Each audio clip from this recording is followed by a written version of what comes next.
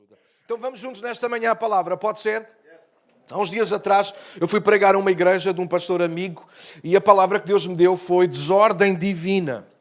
E aqui alguns de vocês que pregam, eu tenho o privilégio de às vezes ir a alguns sítios, então às vezes preparo algumas mensagens e isso às vezes acontece-me que é,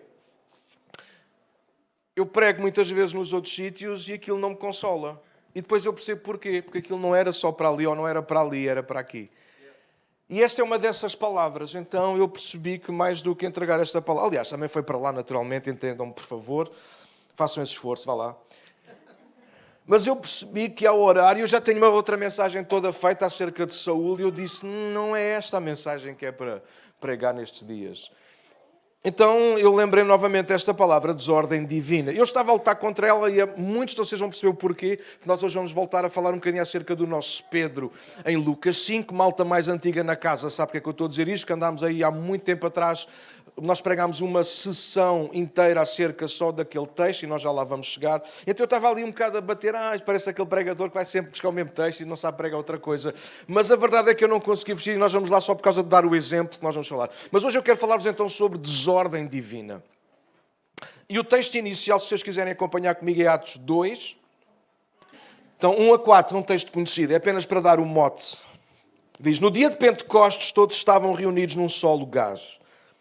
De repente, veio do céu um som como de um vento poderoso e encheu a casa onde estavam sentados. Então surgiu algo semelhante a chamas ou línguas de fogo que pousaram sobre cada um deles. Todos ficaram cheios do Espírito e começaram a falar em outras línguas, conforme o Espírito os habilitava. Uau, que momento! Deixa-me fazer uma pergunta antes de olhar para os apontamentos e tentar não me perder muito. Sinceramente, malta que é sobretudo cristã, não sei, a malta aqui mais recente na fé, provavelmente não terá uma opinião sobre isto para dar daquilo que eu vou dizer, mas quantos de nós gostaríamos de ter estado naquele dia, naquele lugar? Eu agora fazia-vos uma partida, mas não vou fazer porque não a preparei. Que era pôr o som de um vento no máximo nestas colunas e vocês iam ficar irritados de ouvir. Nós às vezes falamos das coisas, dizemos amém, e eu também gostava de estar, mas é um facto. Olha, tu estás num ambiente destes de ordem, porque o texto vai dizer que eles estavam a orar há 10 dias, portanto iam a casa, voltavam para aquele lugar no primeiro andar e voltavam a orar. Diz o texto do capítulo 1 que eles estavam sentados, como vocês estão agora.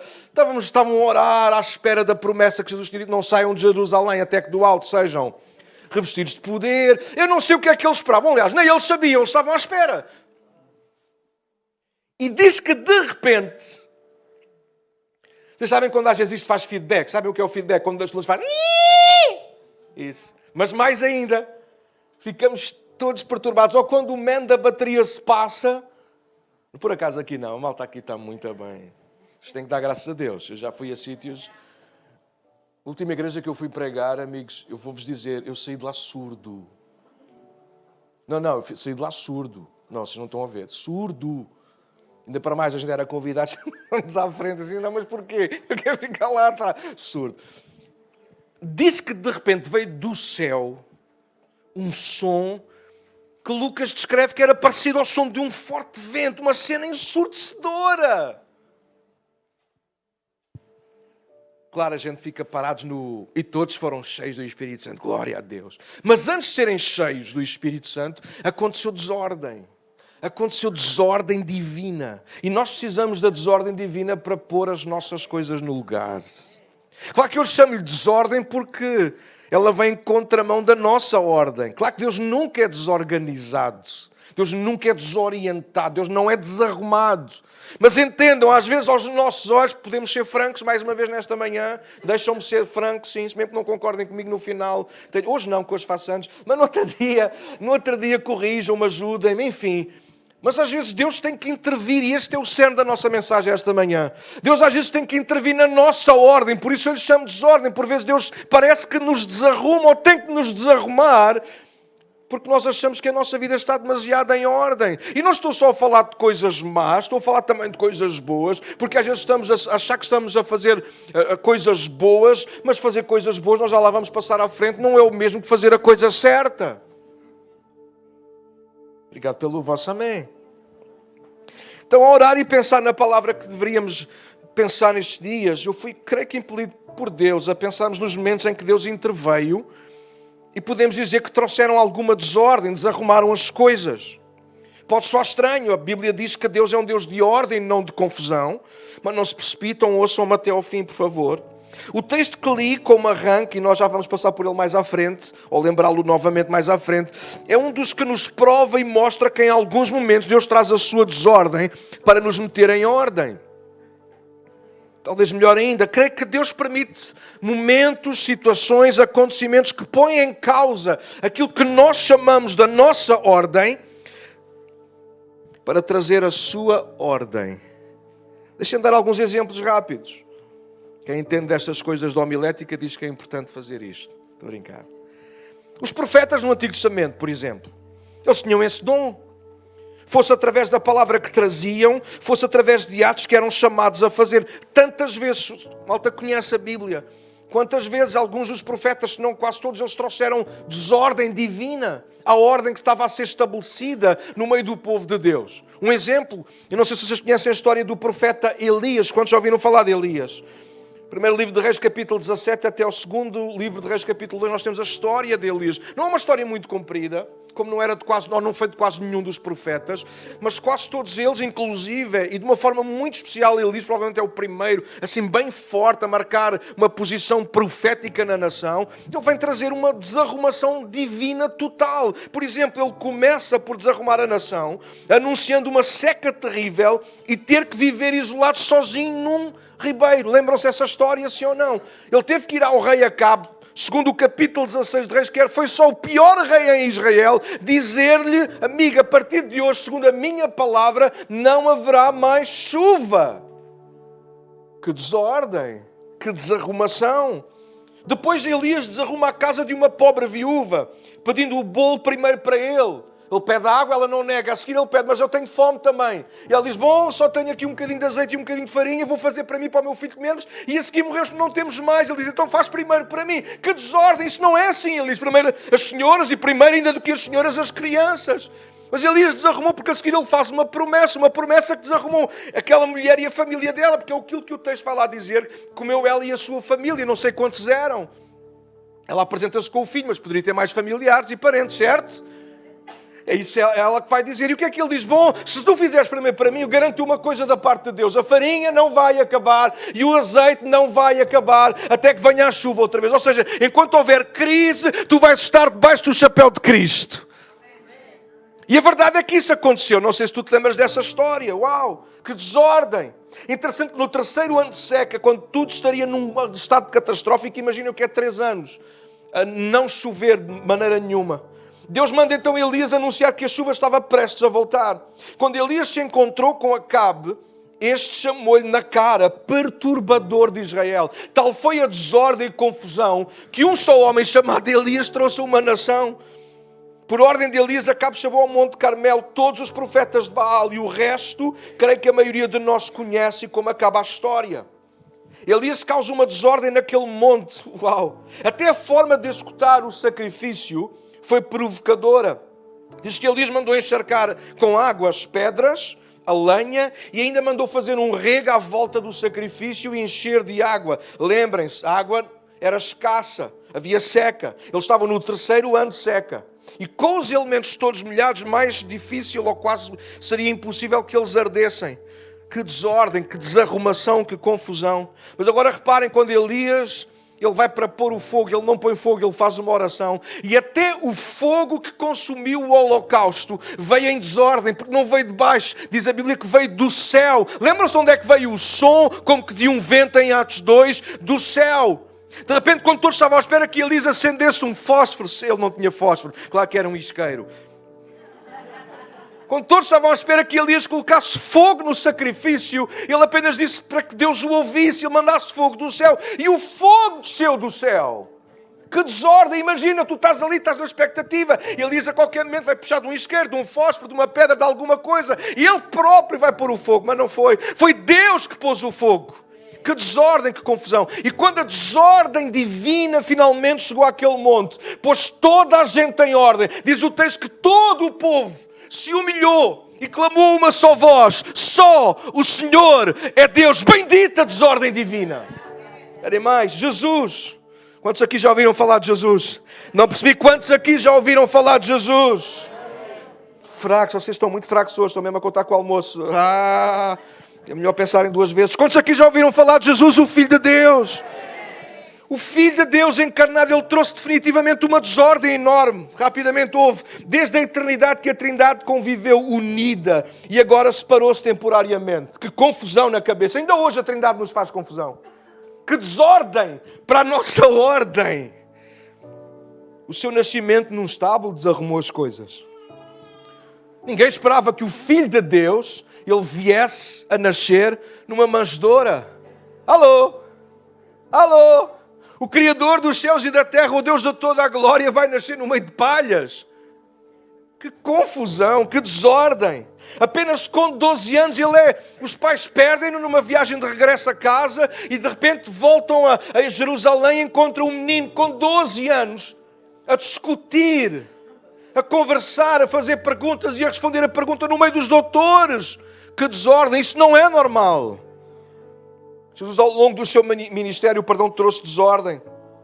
Pelo menos era assim que os religiosos o viam e percebiam o seu agir e falar. Os próprios discípulos, quantas vezes os vamos encontrar em confusão. Jesus veio literalmente pôr em causa a ordem dos homens, trazendo a desordem divina para pôr as coisas no lugar. A forma como no Sermão do Monte, por exemplo, ele interpreta e aplica a lei e aborda algumas das tradições, veio desarrumar o que estava estabelecido. Nós não temos tempo. Mas olha para o Sermão do Monte. O Sermão do Monte é Jesus. Lembram-se daquilo que os antigos disseram. Lembram-se do que estava escrito. Pois eu vos digo, Jesus desmontou todo aquilo que era a lei. Jesus, aquele que deu a lei, veio interpretá-la. Mas deixou em confusão aqueles que achavam que tinham tudo em ordem. Uau, eu amo Jesus. Olha esta sequência. Esta vai ser tipo a relatador de futebol. Segura-te, Raquel. Ressuscitar mortos trouxe desordem. Transformar água em vinho trouxe desordem.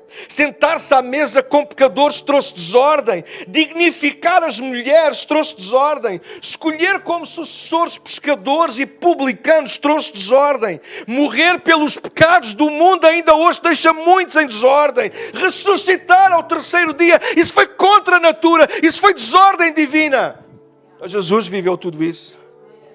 Quando pensamos na igreja, descrita no livro de Atos, temos que obrigatoriamente afirmar que começa com a desordem de Deus, como lemos há pouco, Atos 2. O som de um forte vento impetuoso encheu a sala. Que confusão! Que confusão! Se a pilha... Agora este não faz isso, acho eu, para não, Filipe. Mas acho que o outro microfone que a gente tinha, quando a pilha, quando se desligava, ficava a fazer... Mas muito forte. Vocês iam ficar todos zangados com o André, que hoje está a fazer o som. Mas se Deus hoje trouxesse o mesmo tipo de som, nós iríamos ficar confusos, aborrecidos, porque esse som nos iria tirar da nossa ordem. Mas deixa-me dizer-te uma coisa nesta manhã, igreja. Deus ainda quer trazer a sua desordem para pôr em causa a nossa ordem. Às vezes nós temos a nossa vida demasiado em ordem, com os nossos pensamentos, com os nossos planos, com os nossos cursos, com tudo aquilo que nós estamos a pensar, ser e fazer. A pergunta é se essa é a ordem de Deus para a nossa vida. E eu acredito que nós estamos à beira da vinda de Jesus. Eu disse que acredito que estamos à beira da vinda de Jesus. Eu disse que estamos à beira da vinda de Jesus. E Jesus não vem buscar uma igreja em ordem, na sua própria ordem, com as suas tradições, costumes e maneiras e planos. Jesus vem buscar uma igreja que está debaixo da sua desordem. Desordem porque não tem nada a ver com os homens. Tem que ver com o céu. Tem que ver com o som que vem do céu. E nós precisamos, igreja, do som que vem do céu. As nossas casas estão demasiado em ordem. Nós já sabemos o que é que vamos fazer em casa, quando chegarmos a casa, como é que vai ser em casa. Mas Deus quer interferir na ordem da nossa casa. Deus quer interferir na ordem da nossa vida. Porque a ordem da nossa vida é uma ordem que habitualmente e normalmente, naturalmente, é contrária à sua ordem. Então, pela sua misericórdia, de tempos a tempos, Deus traz desordem. Deus desarruma a sala. Pelo menos aos nossos olhos. Na verdade, e lá no fundo, Ele não está a desarrumá-la. Ele está a pôr as coisas no lugar. Mas quem gosta que alguém arrume a nossa desarrumação. Quem gosta que alguém venha mexer e remexer nas nossas gavetas? Quem mexeu? Há um livro que se chama Quem Mexeu no Meu Queijo, para liderança, para a gente repensar e reviver e começar a viver de outra maneira. Quem mexeu nas minhas coisas? Eu tinha aqui em cima. Tu tens aí em cima há 3 meses, tu não arrumas essas meias nem por nada.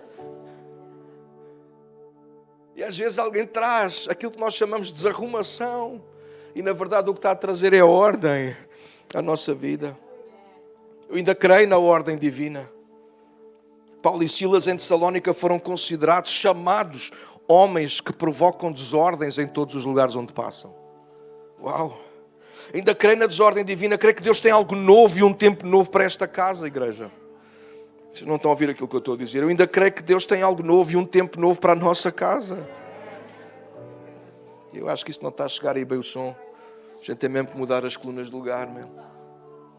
Deus tem um novo tempo para a nossa vida e para a nossa casa, igreja. Vocês não se cansam de ter as coisas sempre na mesma coisa? Sim, é mais confortável. Sim, a gente já sabe como é que vai ser. A gente já sabe quem vem, a que horas aquele vem, a que horas o outro sai. A gente já sabe, bom, então não é melhor a gente saber com o que conta? O problema dessa ordem é que não nos deixa estar em ordem com Deus. Eu ainda sonho e oro para que Deus nos surpreenda. Para que o vento sopre outra vez, nos faça ficar surdos e incomodados, mas nos tire da nossa ordem e nos ponha na sua ordem. Eu creio que há mais de Deus, mas antes de chegarmos ao destino, precisamos fazer a viagem. E é durante a viagem que a desordem divina acontece. Toma nota desta frase, por favor. Deus quer desarrumar a nossa vida. Tirá-la da nossa suposta ordem para a pôr na sua ordem e às suas ordens. Não há reavivamento sem permitirmos e nos dispormos à desordem divina. Dizer, faça-se em mim a tua vontade, é sairmos da nossa ordem, queridos. Não se faça o que eu quero, mas o que tu queres. Ou eis-me aqui, envia-me a mim. Mas, queridos, é sairmos da nossa ordem. É entrarmos naquilo que eu chamo de desordem divina. O que é que vai acontecer? Ah, Daniel, tu não vais ter lugar onde pôr a cabeça. Tu não vais ter sempre o que comer. Tu não vais ter sempre o que vestir. Que desordem! Mas é esta desordem que trará o avivamento, é esta desordem que trará a manifestação de Cristo, é esta desordem que mostrará como o Espírito Santo ele age entre nós. Eu não posso perder muito, vocês já sabem, eu quero deixar-vos alguns pontos esta manhã, baseado em Lucas 5, nós já lá vamos. Mas quando o Espírito desceu naquele dia, a partir daquele dia, que desordem! Que desordem! Paulo teve por ordem, lá em Coríntios, lembram-se? Paulo não estava zangado com a igreja nesse aspecto, ele estava zangado com outras coisas e pôs essas coisas em ordem do pecado. Mas na coisa do Espírito ele disse, amigos, vocês têm que ir com calma com isso, pá. Vocês estão todos cheios do Espírito, não lhes falta nenhum dom. Paulo até conseguiu contar os dons, eram tão visíveis a manifestação dos dons do Espírito lá em Coríntios. Paulo conseguiu dizer, não vos falta nenhuma, vou lá com calma que isso já está para aí tudo em desordem. Porque o Espírito Santo, quando ele se move, é isso, traz desordem. E nós precisamos desta desordem divina entre nós. Em que nós salmodiamos, em que nós somos cheios do Espírito, em que uns são batizados, em que outros trazem palavra. E mais ainda, ouve com ouvidos de ouvir, igreja, mais ainda, quando saímos daqui, nós levamos a desordem divina por onde quer que nós vamos. O diabo está a pôr as coisas à sua ordem, mas Deus está a levantar um exército aqui e agora, para levar a desordem divina onde quer que nós vamos. No teu trabalho é preciso esta desordem divina. Alguém que desarrume, toda a gente está a dizer, mas isto agora é normal. Mas Deus diz que isso não é normal. Alguém tem que levar a desordem divina ao lugar onde tu moras, às ruas por onde tu passas, aos transportes que tu frequentas. Nós não podemos deixar-nos ir na normalidade de um mundo que está a ficar cada vez mais longe de Deus. Nós somos a Igreja de Cristo. Nós deveríamos estar mais perto hoje do que ontem. E por onde quer que vamos, nós levamos desordem na nossa própria casa. Há tanta coisa a pôr-nos em ordem, mas longe da ordem de Deus.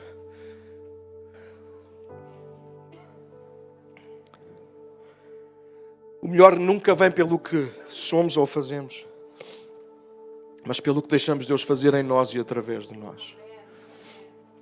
O que nós fazemos é bom. Eu disse que o que nós fazemos é bom, mas o que Deus faz é muito melhor. Lucas 5. Lucas 5, acompanha comigo a palavra, ela vai aparecer ali atrás, mas se quiseres tomar nota, abrir na tua Bíblia, no teu smartphone e marcares e fazeres, tomares nota dos teus apontamentos. Lucas 5, versos 1 a 11 diz: Estando Jesus à beira do lago de Genezaré, grandes multidões se apertavam em volta dele para ouvir a palavra de Deus. Ele notou que junto à praia havia 2 barcos vazios, deixados por pescadores que lavavam as suas redes. Entrou num dos barcos e pediu a Simão, seu dono, que o afastasse um pouco da praia. Então sentou-se no barco e dali ensinou as multidões. Quando terminou de falar, disse a Simão: Agora vá para onde é mais fundo e lancem as redes para pescar. Simão respondeu: Mestre, trabalhámos dura a noite toda e não pegámos nada. Mas por ser o Senhor quem nos pede, vou lançar as redes novamente. Dessa vez as redes ficaram tão cheias de peixe que começaram a se rasgar. Uau! Então pediram ajuda aos companheiros do outro barco e logo os 2 barcos estavam tão cheios de peixe que quase afundaram. Glória a Deus! Quando Simão Pedro se deu conta do que havia acontecido, caiu de joelhos diante de Jesus e disse: Por favor, Senhor, afaste-se de mim, porque sou um homem pecador. Pois ele e os seus companheiros, ficaram espantados com a quantidade de peixe que haviam pescado, assim como os seus sócios Tiago e João, filhos de Zebedeu. Jesus respondeu a Simão: Não tenhas medo, de agora em diante tu serás um pescador de homens. E assim que chegaram à praia, deixaram tudo e seguiram Jesus. Isto é uma história que eu usei há algum tempo atrás e eu trouxe apenas como um exemplo, porque tudo que eu acredito muito nisto. Quase todas as histórias da Bíblia, quase todos os grandes momentos da Bíblia, eles se deram porque Deus escolheu alguém, ou porque uma pessoa, bastou uma pessoa, há pouco lembrávamos Elias, bastou uma pessoa para fazer esta desarrumação divina no meio de um povo, certo? O que significa uma coisa, que não é, basta só um e tudo se resolve. Não. Basta num onde pode tudo começar. Ou melhor ainda, ser usado por Deus, experimentar a vida de Deus, é uma decisão sempre muito pessoal. Só nós poderíamos perguntar porquê Elias e não outro. Provavelmente a resposta está aí. Porque foi Elias que estava disposto. Porquê Jesus? Porque foi ele que disse: Eis-me aqui e envia-me, Pai. Porque Isaías? Porque foi Isaías que disse exatamente isto. Isaías 6, eis-me aqui, envia-me a mim. Porque este, porque aquela, porque Maria, porque foram eles que naturalmente aquilo que estava no coração deles chegou ao coração de Deus. Então todas as grandes mudanças que ocorrem da parte de Deus, eles começam em pessoas. Pessoas que pessoalmente tomam uma decisão pessoal particular, sua, unilateral. E só depois se torna geral. Há decisões que Deus leva cada pessoa individualmente a tomar e de repente quando as pessoas se sentam à mesa para conversar percebem: uau, Deus está nisto. Eu também senti o mesmo, eu também ouvi o mesmo, eu também decidi o mesmo. Mas sempre a decisão, e eu quero que vocês entendam o que eu estou a tentar explicar-me, a decisão sempre começa em nós individualmente. Daí eu ter escolhido novamente a história de Lucas 5. Porque eu acredito que Jesus foi àquela praia, e só vocês tomaram atenção ao texto, vou dizer o que eu não acredito e o que eu acredito. Jesus não foi àquela praia por necessidade de ensinar ali a multidão. Ele podia ter ensinado a multidão num monte, como já tinha feito outras vezes. Estão comigo ainda? Jesus podia, já queria ir para a praia porque o dia estava bom para ir para a praia. Então Jesus poderia nem sequer ter usado o barco. Ele podia ter-se posto simplesmente em cima do mar, no sítio onde queria, e comunicava à multidão. Certo? Na verdade, Jesus não precisava de estar ali. Jesus não precisava do barco de Pedro para partilhar a palavra de Deus. Estão comigo ainda? Está a fazer algum sentido? Está a fazer luz? Que o Espírito de Deus traga luz à nossa mente. Para nós entendermos isso. Então porquê isso tudo? Se nós olharmos para a história só tem que ver com Cristo e Pedro, Pedro e Cristo. Então toda a desarrumação divina, ela começa na minha alma. E tu deves fazer desta a tua frase, a tua declaração. A desarrumação divina, a desordem divina, ela começa na minha alma, em mim próprio. Nós não estamos a viver outra vez o tempo das sensações, e mesmo dentro de igreja, nós estamos a viver o tempo das sensações. Bora ver qual é a música que me causa mais sensação, mais emoção. Bora ver qual é o pregador que me entusiasma mais. E isso não tem mal nenhum, porque nós fomos criados assim por Deus, com emoções, com este tipo... Se alguém percebe do que eu estou a falar, nós não podemos é viver em função disso. Mas precisamos disso. Precisamos disso. Eu sou assim, eu grito, eu choro. Outros são diferentes de mim. Cada um na sua. Cada um expressando as suas emoções e aquilo que sente na alma com o seu próprio estilo. Não tem problema. Esse não é o problema. O problema é nós deixarmos de nos guiar por isso. Pelas emoções. Enfim. Nós temos de estar firmes, mas é nas nossas convicções. Então eu acredito muito nisto. Que Deus, quando começa algo novo, Ele começa a gerar isso dentro da nossa alma. Do nosso útero espiritual. Ele começa a tentar fazer acontecer alguma coisa. Eu acredito que aqueles 10 dias, voltando a Atos 2, eu acredito que aqueles 10 dias, que foi ali uma gestação, a fé deles a confiarem naquilo que Jesus disse, não saiam de Jerusalém. E eles ali estavam, mas eles estavam à espera, porque eles não sabiam, nunca ninguém tinha experimentado. Claro que nós hoje, ao fim de 21 séculos, nós temos algumas ideias mais ou menos do que é ser batizado no Espírito Santo. Nós temos algumas noções, mas não sabemos tudo. A gente acha que sabe tudo. Esse é o problema da nossa ordem. Mas o Espírito Santo, Ele manifesta-se como quer. É o que Paulo escreve aos Coríntios. Através de quem quer e a maneira que Ele acha que tem que o fazer. Porque cada pessoa é diferente. Cada zona é diferente. O Espírito é o mesmo. A palavra é a mesma. Mas a manifestação do Espírito é dada a cada um para aquilo que for útil. Então nós precisamos... não, se não é da maneira que eu acho. E então? Se não põe em conflito a Bíblia, cuidado. Deus pode estar a desarrumar a casa. Mas sempre começa em mim individualmente. Daí, repito, trouxe a história de Pedro. Porque esta história tem que ver com Jesus e Pedro. Jesus a levar Pedro a uma zona funda, a desarrumar Pedro. Literalmente a desarrumar Pedro. A desarrumar as coisas de Pedro que já estavam arrumadas. E a fazê-lo ver mais longe. Aquilo que a desordem divina pode fazer na nossa ordem humana. Então o primeiro ponto que eu quero que tu tomes nota é que a desordem divina arruma a nossa identidade. Se há coisa que Deus quer fazer em nós e Cristo veio consumar e o Espírito de Deus está a trabalhar, os três estão a concordar, com a nossa identidade. Se há coisa, pelo contrário, que o diabo quer desfazer, pôr em causa e trazer confusão, é na nossa identidade. Ouça a igreja, isto não faz parte dos apontamentos, a ver se eu não perco, abre parênteses. E se a igreja precisa de estar bem resolvida na identidade, se houve um tempo... Sempre foi, sempre deveria ter sido. Mas se há um tempo em que a igreja tem que estar muito bem clara da sua identidade em Cristo, é agora. O vosso silêncio não sei se me consola, se me põe inquieto. Se há um tempo em que a igreja tem que estar bem ciente da sua identidade em Cristo, é agora. Em todos os níveis. Em sermos homens e mulheres, no nosso casamento. Porque aí também tem que ver com a identidade. Se eu estiver perdido na minha identidade, eu não sei com quem é que vou casar. Eu não sei com quem é que me vou relacionar. Não sei por quem é que me vou apaixonar. E hoje essa confusão, essa difusão que está a ser espalhada é... Eu posso ser o que eu quiser e posso estar com quem quiser. Isso tudo é fruto, literalmente, de uma falta de identidade na sua base e nas suas raízes. Então, quando nós não sabemos quem somos aos olhos de Deus, quando nós não nos conseguimos ver aos olhos de Deus, nós vamos procurar olhos que nos vejam. E nós vamos ver-nos pelos olhos dos outros.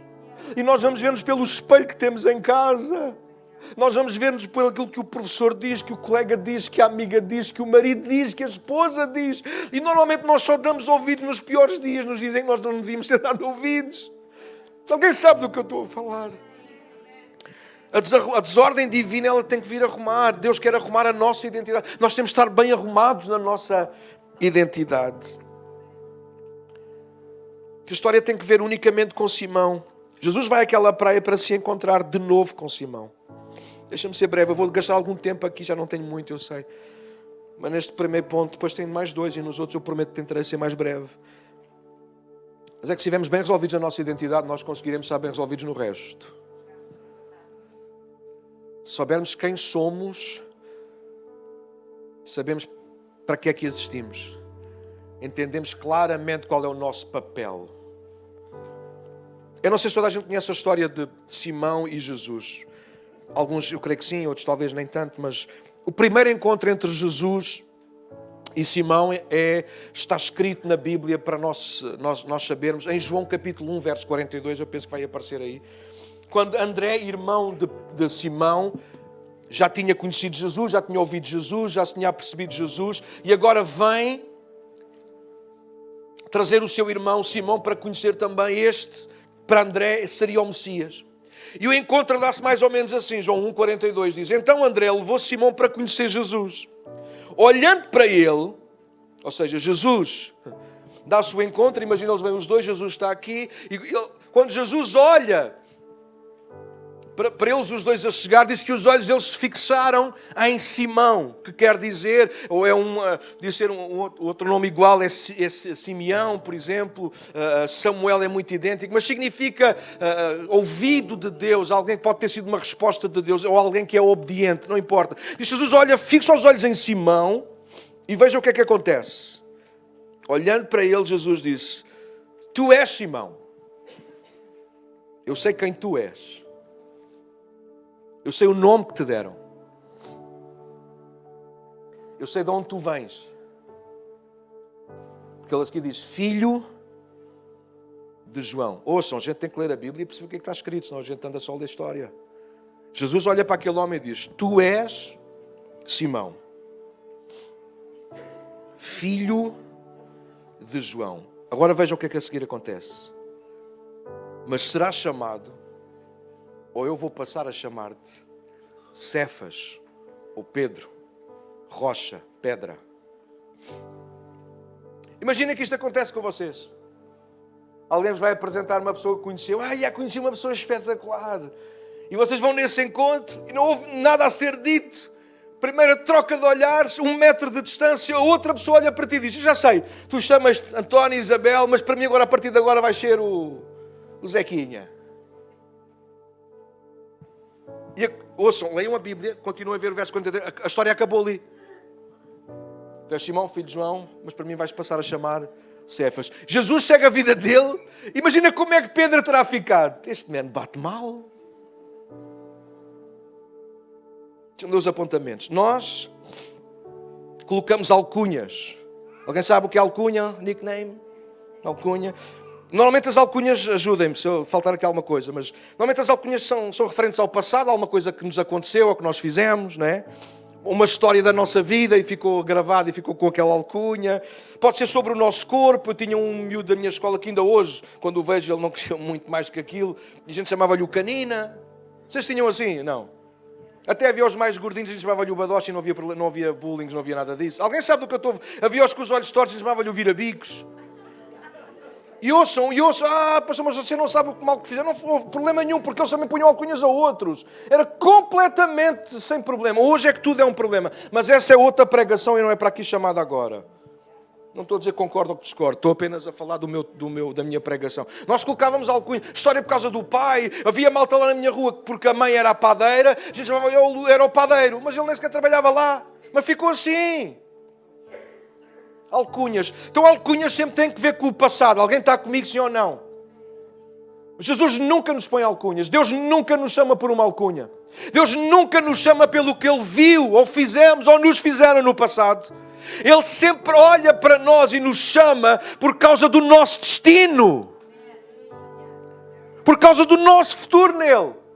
Nós podemos olhar uns para os outros e dizer, olha, vem ali a Cristina dos abracinhos. Porque quando isto daqui a 20 anos ainda cá andarmos, Cristina. Lembras-te? Cristina, tu lembras-te?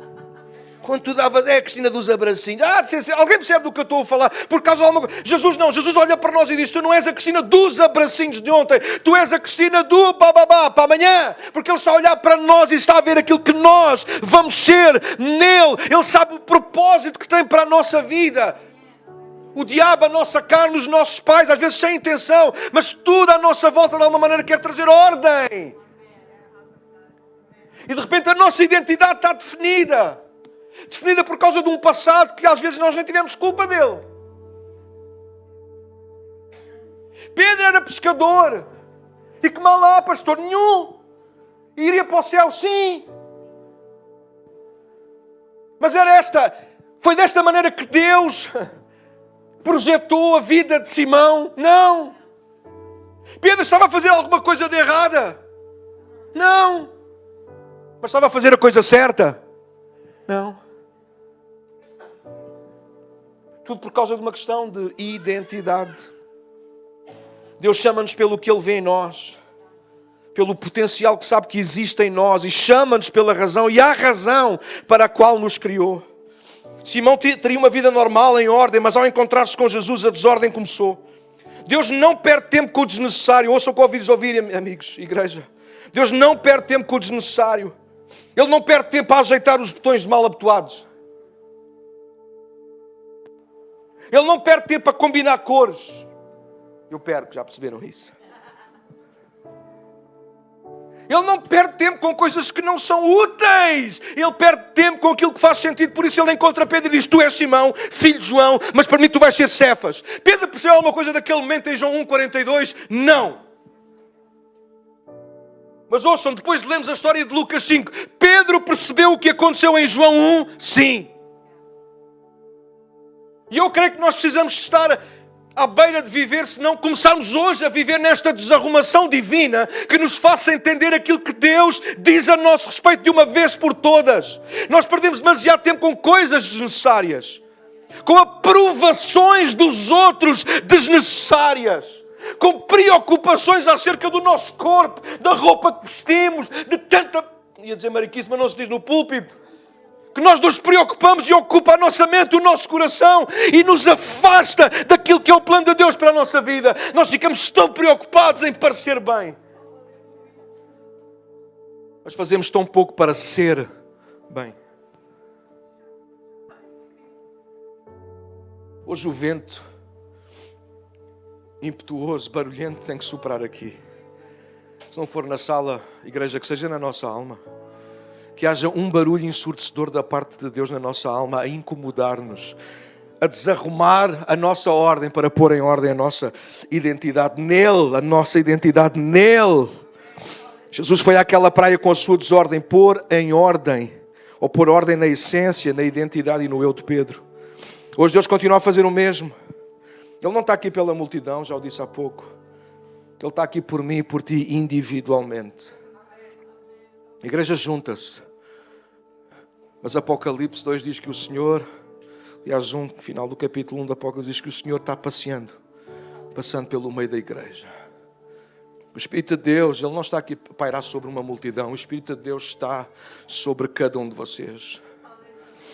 Naquele dia de Pentecostes, que um forte vento, ouviu-se o som de um forte vento, mas a seguir viram-se línguas como que de fogo, não sobre todos, mas sobre cada um. Qual é a diferença? É que Deus é um Deus relacional, tem que ver com a nossa identidade. Ele chama-nos pelo nome, Ele sabe de onde nós vimos, Ele conhece o nosso passado, mas Ele conhece melhor e lembra-nos mais o nosso futuro. A nossa identidade tem que estar gravada nele. Não é em vão que Apocalipse diz que Ele nos vai dar uma pedra com o nosso nome. Deus preocupa-se com o nome. Nome no sentido de identidade. Às vezes nós chamamos-nos pelo nosso passado, pelos nossos erros, por aquilo que nós cometemos, por aquilo que nos fizeram. Mas Deus continua a olhar para nós e a ver o nosso futuro, a ver futuro para nós diante de nós. Não é fantástico isto? Ouçam, saber o que fazer não é sinónimo de saber quem somos. Saber o que fazer não é sinónimo de saber quem somos. O diabo, através da religião, educou-nos a relacionarmos com Deus através da nossa utilidade. E isso soa bem, mas apenas fazer coisas para Deus ou de Deus sem o conhecer pessoalmente primeiro pode ser muito perigoso. Afinal, Deus chama-nos filhos e amigos e não de trabalhadores ou servos. Então saber o que fazer não é sinónimo de saber quem somos.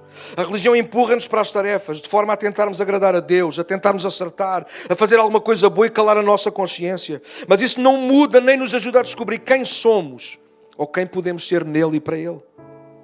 Se o diabo não conseguir enganar-nos usando a religião, leva-nos a desacreditar a existência de Deus. Ou pelo menos a não querer que Ele se importe connosco. Então empurra-nos para o altruísmo, por exemplo. Para o bem... Para fazermos, aliás, o bem, nos sentirmos bem com isso. Ou num cenário pior, o diabo procura empurrar-nos para a vitimização, em que achamos que não servimos para nada. Ouçam, fazer as coisas boas não é o mesmo que fazer a coisa certa. Pedro estava a fazer uma coisa boa, mas estava fora do plano de Deus para a vida dele. A nossa identidade tem que ser mais importante que a nossa utilidade. É a identidade que tem que determinar o que fazemos e não o contrário. Nós não andamos a fazer à procura do que somos, porque sabemos quem somos, então nós fazemos. Deixa-me passar rápido nisto. Jesus ensina-nos acerca disto enquanto homem. O homem chamado Jesus teve a vida e o ministério que teve fundamentado na identidade que tinha. Jesus não fez o que fez, não disse o que disse para se tornar o Filho de Deus. Ele fez o que fez e disse o que disse por ser o Filho de Deus. A primeira vez que Jesus ouviu a voz do Pai foi sobre ele ser o seu Filho amado, em quem tinha todo o prazer no momento em que foi batizado no Jordão. Mas ouçam, pasmem-se com isto. Jesus ainda não tinha feito nada. Jesus não precisou de fazer algum milagre ou alguma coisa certa para ser filho, para ser amado e para dar prazer ao Pai. Ouve, isto é o mesmo para nós todos que aqui estamos. Tu não precisas de fazer nada para seres filho, para seres amado e para seres o prazer do Senhor. Tu já és filho, tu já és amado e tu já és o prazer dos seus olhos. Então nós não fazemos para conquistar uma identidade. Nós fazemos porque já somos filhos, já somos amados e já somos o prazer do Senhor.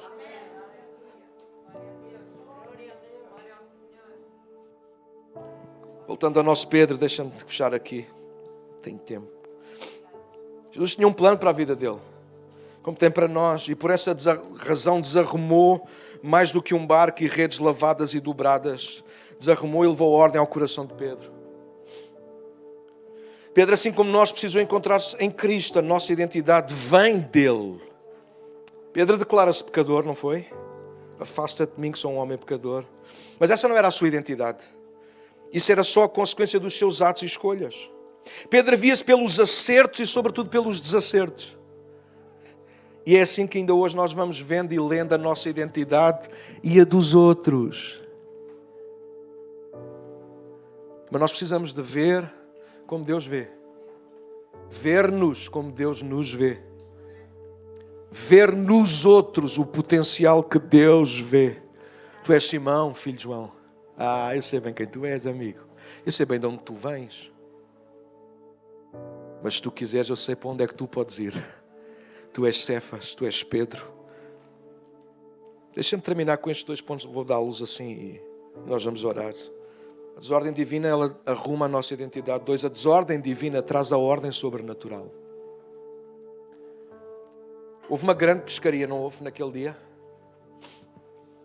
Eu não sei o que é que tu pensas sobre isso hoje, mas o que isso nos ensina para nós hoje é que Jesus levou desordem àquele... O barco estava arrumado, as redes estavam a ser lavadas.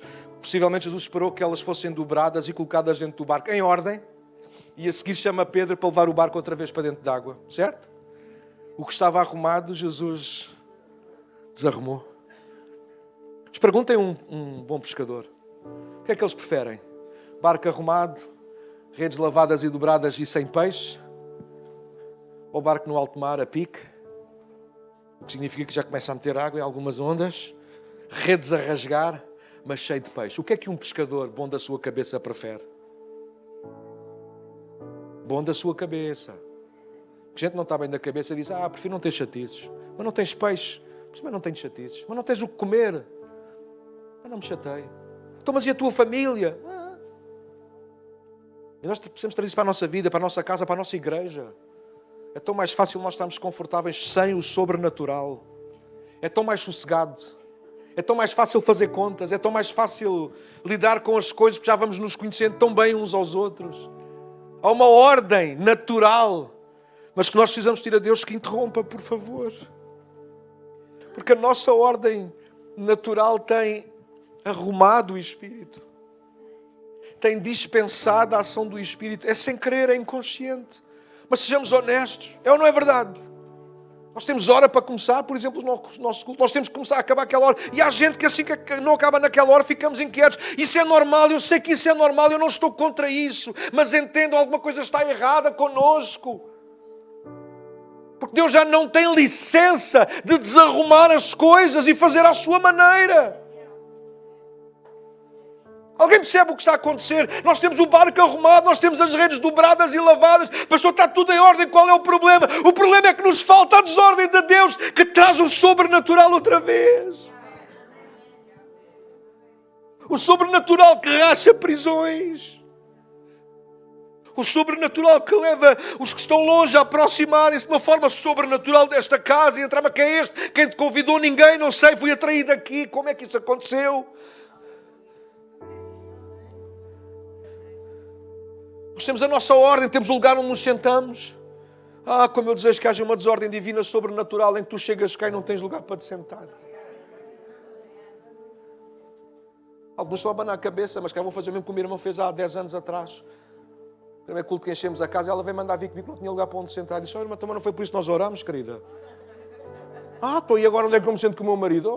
Minha querida, é já. Mandei a chavalada a levantar-se. Levanta-se, deixa a querida senhora sentar-se, senão ela vai ficar muito zangada. Sim, porque a desordem divina incomoda-nos, o barulho de Deus incomoda-nos, o movimento de Deus incomoda. Mas nós precisamos que a desordem divina traga a ordem sobrenatural outra vez, irmãos. Reponha, melhor assim, a ordem sobrenatural no meio da igreja. Deixa-me terminar, não tenho mais tempo, já escutei tudo. 3, a desordem divina põe tudo no devido lugar. O verso 11 diz que eles, chegando à praia, deixaram tudo e o seguiram. Mas eles não deixaram tudo desarrumado.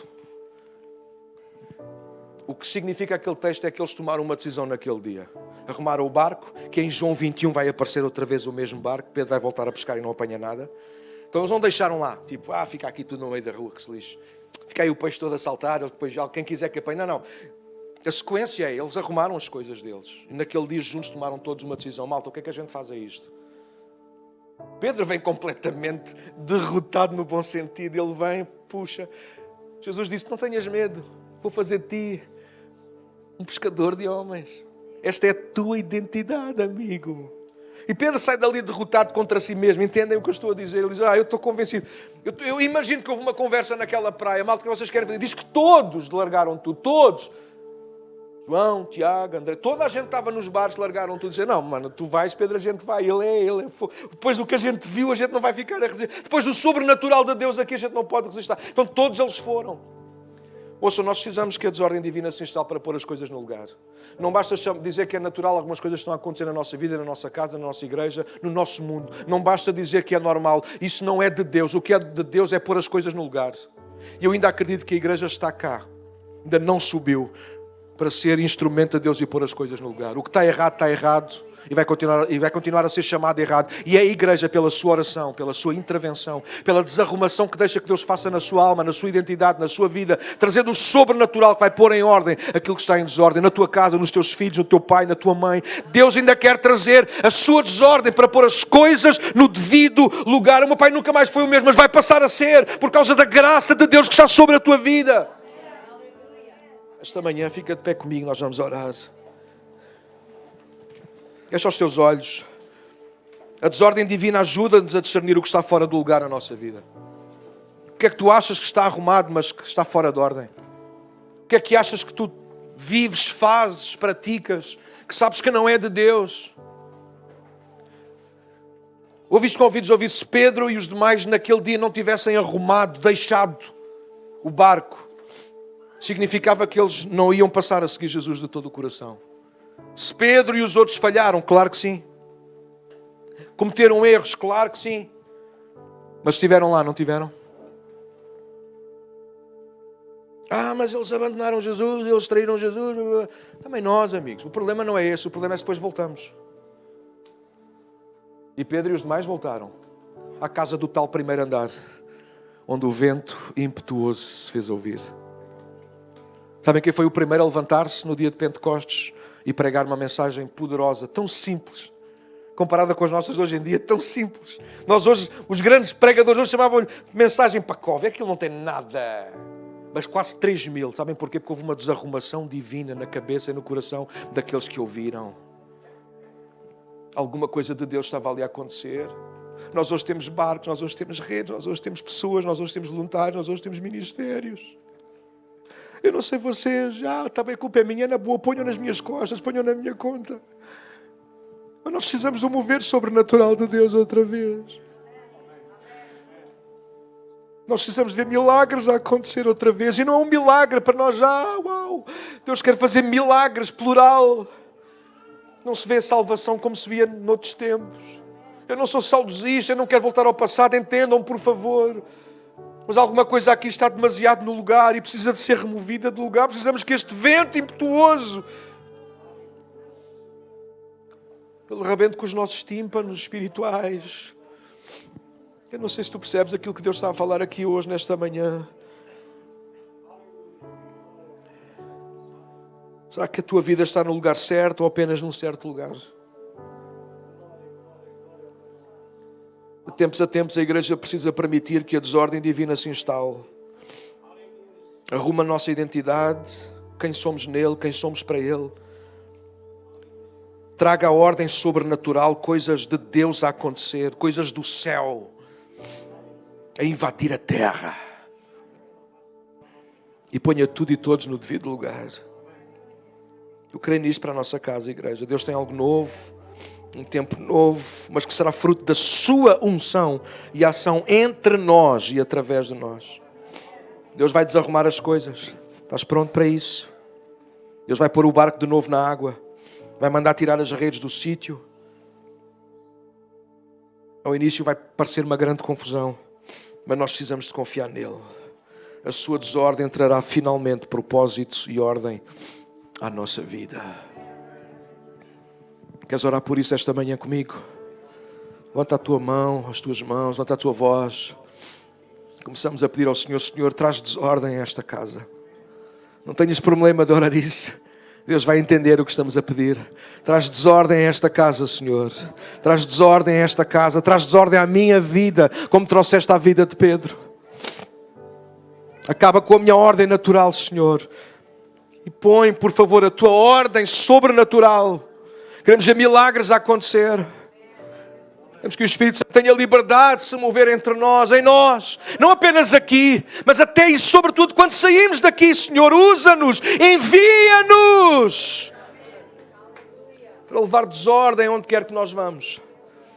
E acima de tudo, Senhor, ser glorificado, Paizinho. Nós te pedimos isso em nome e para a glória de Jesus. Quantos podem dizer um grande amém nesta manhã? Aleluia!